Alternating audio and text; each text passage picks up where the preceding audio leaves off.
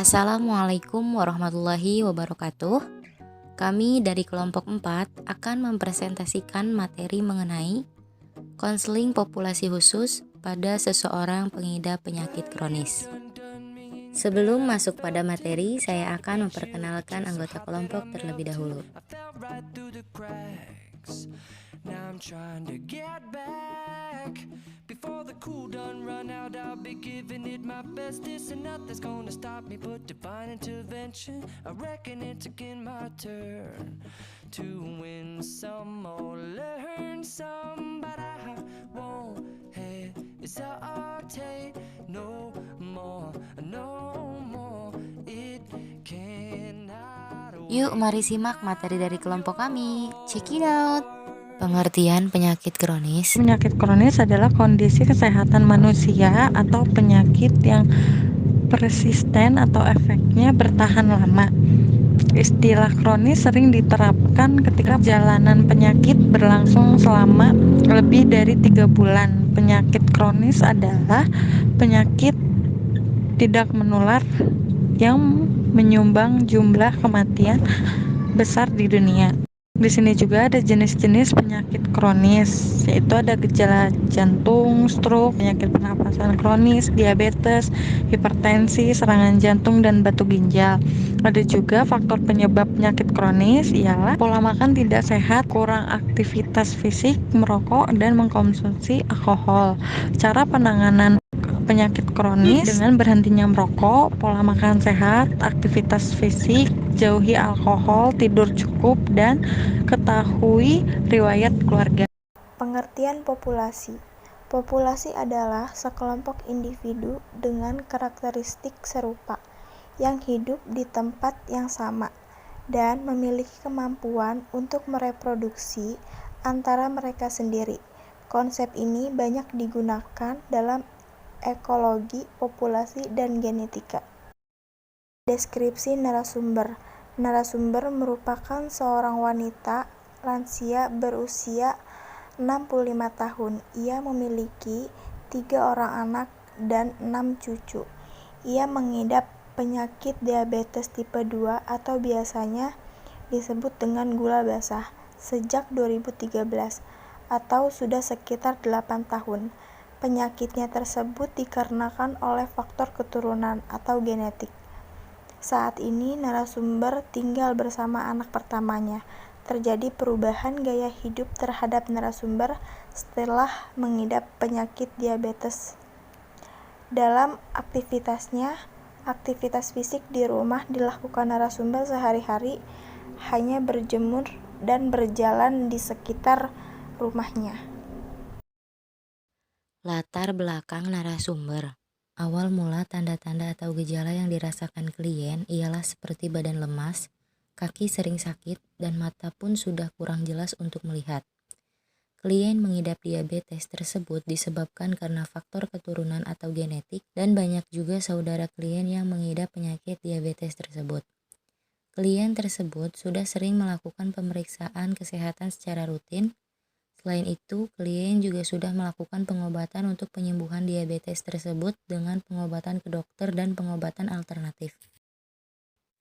Klien mengidap penyakit tersebut dari tahun 2013 atau sudah sekitar 8 tahun. Klien sudah melakukan operasi pada bagian kaki agar luka tersebut tidak menyebar.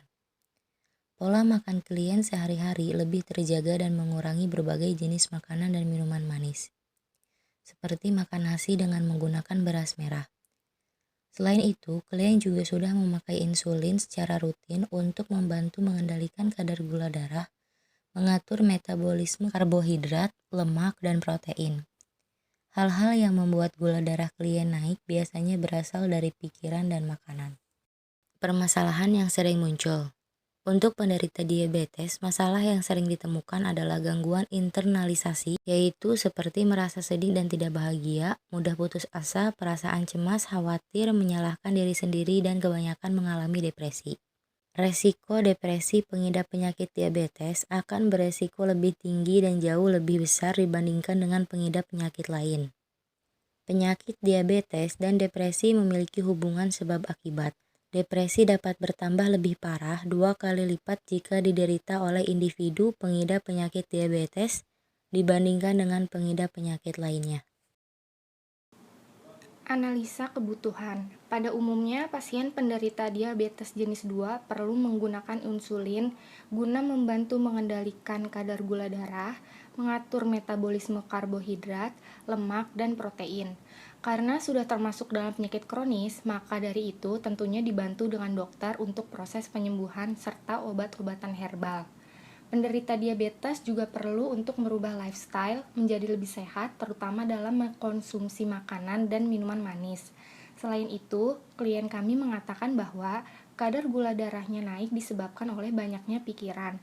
Maka dari itu, klien kami membentuk diri dengan dibantu oleh keluarga agar terus berpikiran positif dan tidak memikirkan hal-hal negatif. Potensi yang bisa dikembangkan potensi diri pada pasien diabetes adalah lebih kepada menguatkan diri sendiri untuk lebih dapat menerima diri agar hidup dengan rasa motivasi untuk bertahan hidup. Sejak klien kami terdiagnosis diabetes, klien mengkonsumsi daun kangkung yang dinilai memiliki kandungan yang dapat membantu penurunan kadar gula darah dan memperbaiki fungsi pankreas.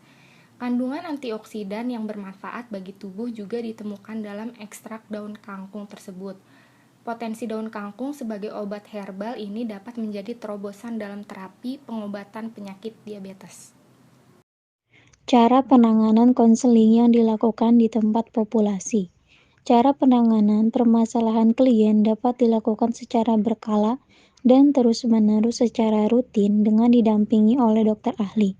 Hal ini dikarenakan perlu adanya pemantauan untuk mengukur tingkat gula darah, untuk menjamin efektifnya penanganan serta mendeteksi dan merawat setiap komplikasi penyakit pada tahap dini.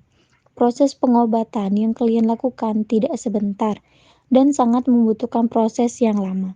Kedisiplinan dalam mengkonsumsi obat dan menyuntikkan insulin ke dalam tubuh, serta membutuhkan kesabaran, ketabahan, dan ikhtiar yang kuat untuk dapat memulihkan kembali dirinya bisa membuat klien menjadi cepat pulih.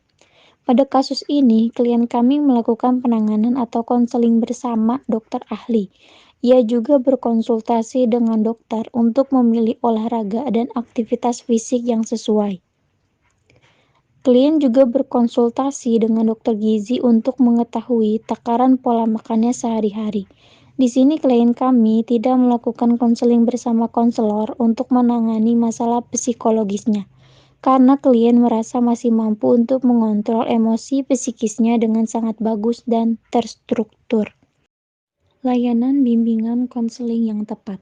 Layanan bimbingan konseling yang tepat dalam menyelesaikan masalah klien dalam kasus ini adalah layanan konseling individu dan layanan informasi. Layanan ini diberikan karena masalah yang klien hadapi memperhatikan kesehatan fisik dan mental yang akan mempengaruhi sosial dan lingkungan sekitarnya. Yang pertama, layanan konseling individu. Layanan konseling individu merupakan salah satu layanan konseling yang diselenggarakan oleh seorang konselor terhadap seorang klien dalam rangka pengentasan masalah pribadi klien. Dalam hal ini, klien yang dimaksud adalah seorang pengidap penyakit kronis, yaitu diabetes. Layanan ini dilakukan untuk mengentaskan masalah psikologis klien.